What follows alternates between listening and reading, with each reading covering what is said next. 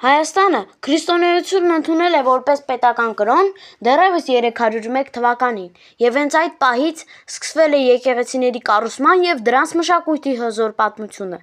Հայկական եկեղեցիներն ունեն ոչ միայն կրոնական, այլև ազգային և մշակութային մեծ նշանակություն։ Դրանք դարեր շարունակ եղել են ժողովրդի հոգևոր կենտրոններ, կրթության վայրեր, արվեստի և պատմության պահպաններ։ Հայկական եկեղեցիները հիմնականում կառուցված են բազալտից, տուֆից կամ անդեզիտից։ Դրանց ճարտարապետությունն առանձնանում է խաչաձև հատակագծով, գմբեթավոր կառուցվածքով, հաստ պատերով և ուղղահայաց բարձրությամբ։ Դրանք զարդարված են հայկական յուրահատուկ գեղարվեստական խաչքարերով ու քանդակներով։ Շատ եկեղեցիներ կանգնած են լեռների վրա, գետերի ափին, անտառներում կամ անապատներում, ինչն էլ դրանց տալիս է խորհրդավոր և հզոր տեսք։ Ոմանք փորված են ամբողջությամբ ժայռի մեջ, ինչպես Գեղարդի վանքը, որը նման է քարե գաղտնի աշխարհի։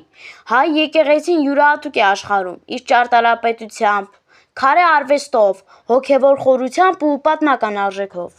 Դրանք խորհրդանիշ են մեր ազգի հավատքի, տոկունության և ստեղծագործ ոգու։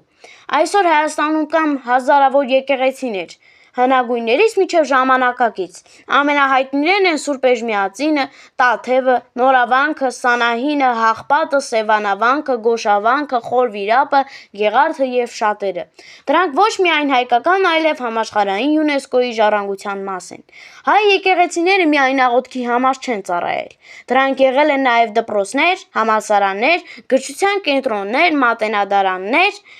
գեղարվեստի և երաժշտության կենտրոններ։ Այդտեղ են սովորել և ստեղծագործել հայ նշանավոր գիտնականներ, գրողներ, բանաստեղծներ և հոգևոր առաջնորդներ։